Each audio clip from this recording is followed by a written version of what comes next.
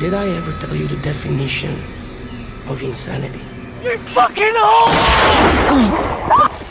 Wow! I give you one, you take two! You did it! Huh? I just won! You're greedy, you! Hey, be quiet, let me focus!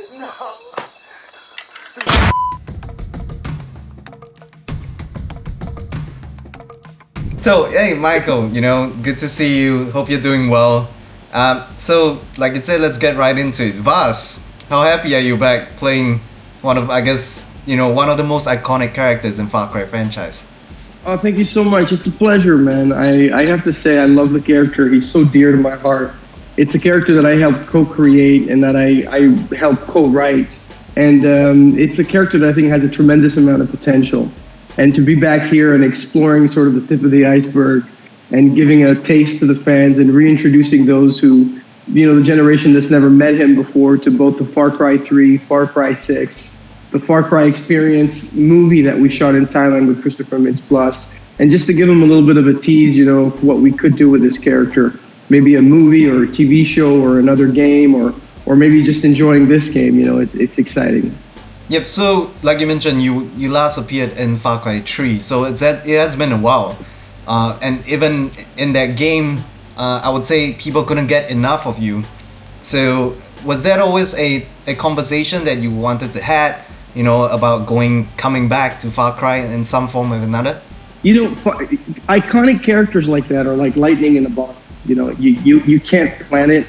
You can't set out to create something that people will like. You have to set out creating something that is true to you and that is truthful to you.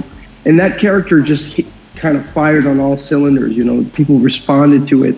And his intent was never to be the main antagonist in Far Cry 3. He was literally like a small character that you were going to encounter and then go on and meet all the other antagonists. And the character really is the definition, to quote Vaas, but the definition of viral. The thing just blew up. The definition of insanity blew up. And once you have a character like that, yes, you're always thinking about, this is something we should do. This is something we should bring back. How do we bring it back? And I think bringing it back in a downloadable content is great because it's just a small tease.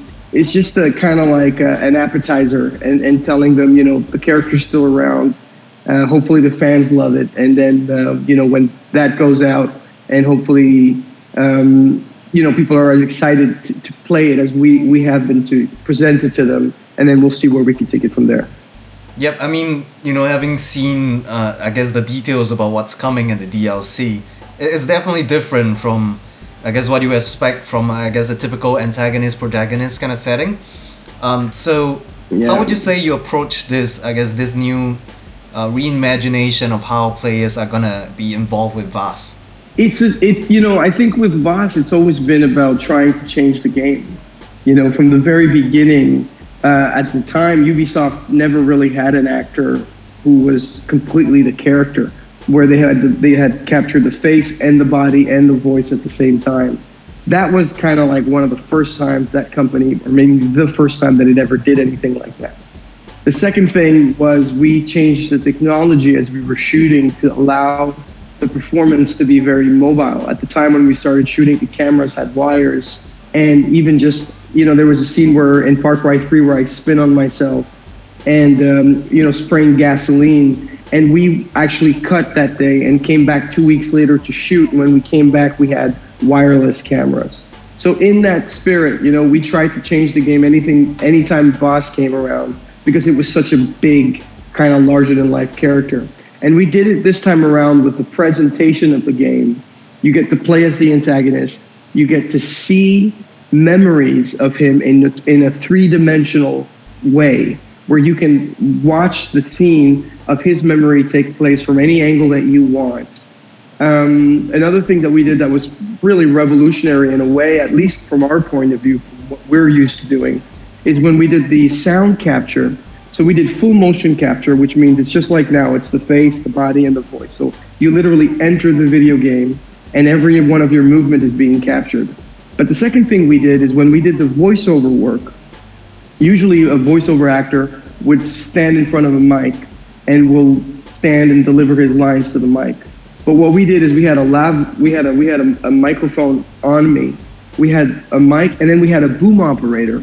So even in the voice capture, there was movement, and I was able as an actor to go down, to go on my knees, to move around, even for the voice capture, which we had never done that at the time. That was also new. So, you know, we're trying to innovate with this character. We're trying to push the boundaries for sure. Yep, so it is clear that the gameplay is a little bit different from, I guess, a typical Far Cry kind of experience, in that it feels more like a roguelike, as the guys at Ubisoft would paint it. So how different is that, you know, when, you know, you're not actively antagonizing the players, I guess in a way you are becoming the player themselves. So how Right. different did that make, you know, your performance be like this time around? I don't know if it really changed the essence of the character. I feel like the essence of the character is the same thing. Because Vaas is the type of character, what's so exciting about an actor to play a character like Vaas is you can't tell the difference between what he's thinking and feeling and what he's doing. It's a totally explosive character. So in any setting you put him as an actor, your job is always to be true to that, to be true to his internal world. So whether you're in his head or you're interacting with him, he's always in the same zone, which is this sort of existential place between what he's feeling, what he's doing, what he's seeing, and this sort of blender of all of it happening at the same time without a filter. So I guess I'm not really sure what the experience will be like for the players, but I think it will be just as fun to interact with him and to spend some time with him from his perspective. Which always seems to be the case when you interact with him. You're always on his perspective. Yep, definitely. So you mentioned you helped co-create this character. So there's obviously a lot of backstory, a lot of lore behind him, right? That we probably didn't get to see back at Far Cry 3. So is that gonna be the case this time around? It's gonna be the meat of the experience, would you say? A lot of the experience is going to have to do with who he is. We're going to have flashbacks of his childhood. We're going to get to see where his pain is from. There are some very difficult scenes where I get to play two bosses interacting with each other at the complete ends of the spectrum. You get to see an extremely vulnerable drug addict who's totally breaking down, and then you get to see this incredible predator that is interacting in a very violent way with himself. You get to see a character coloring, on coloring books in an empty hotel room, trying out, looking at knickknacks from the suitcases of certain hostages that he's had, and there's a real vulnerability there. So you get to explore the three-dimensional depth of this sort of iconic character, and you get to see all the different sides of him: the child, the victim in a way, the vulnerable human being, and then the absolute crazy psychotic predator. And it was so much fun to shoot. I really had a blast.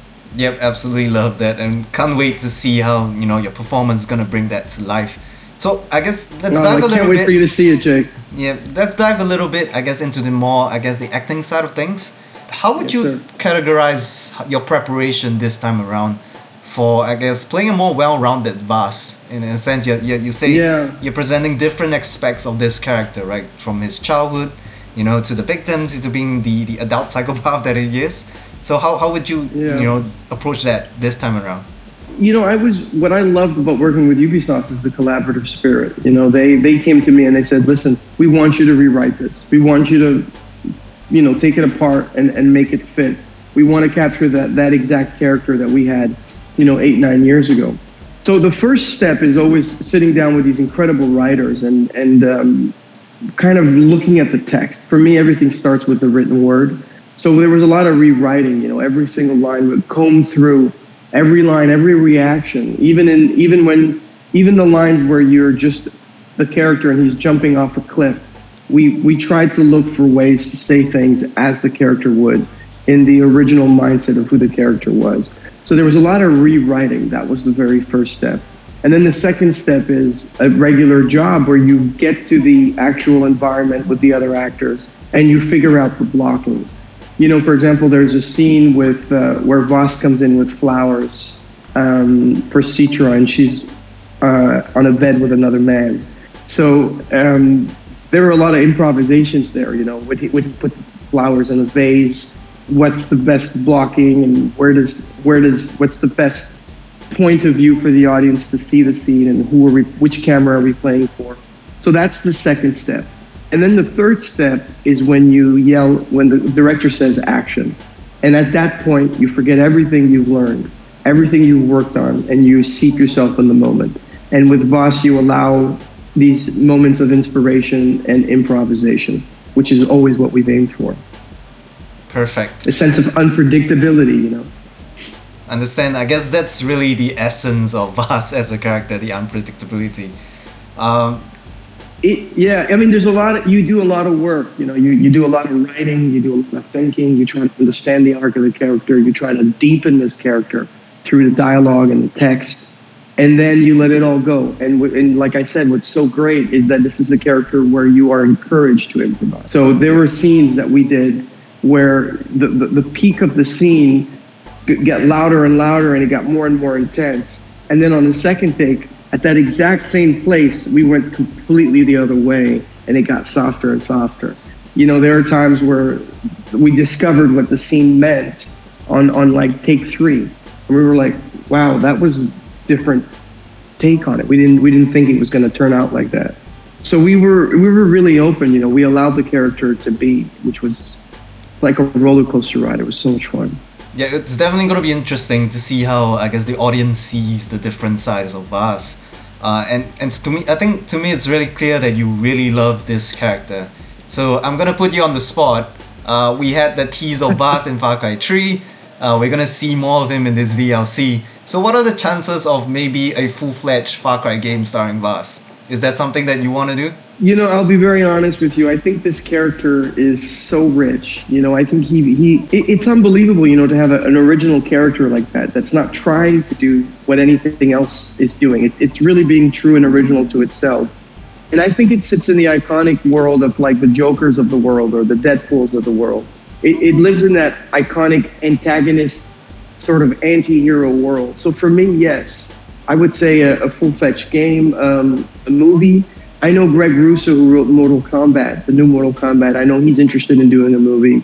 I spoke to some writers on Better Call Saul about doing a movie or a TV adaptation where you would really dive deep into the character exploration, kind of like, you know, the Joaquin Phoenix's Joker. You know, I think this character has that kind of potential. So, and to see the love of the fans is unbelievable. I mean, on my Instagram, I get tagged like every second day with this incredible portrait, this picture and painting of Vaas. And I see it on Facebook and I see it through Twitter. And it's just, you know, 8 years later, people are still drawing this character, having tattoos of this character, because it meant so much. It shaped so much of the culture of the gamers at the time. So I think, yes, let's explore more and give the world more of what they're asking for. Yep, I think fans will be really happy to see that happen. And I guess for you, must be really gratifying to see the Let me ask you, what would you like?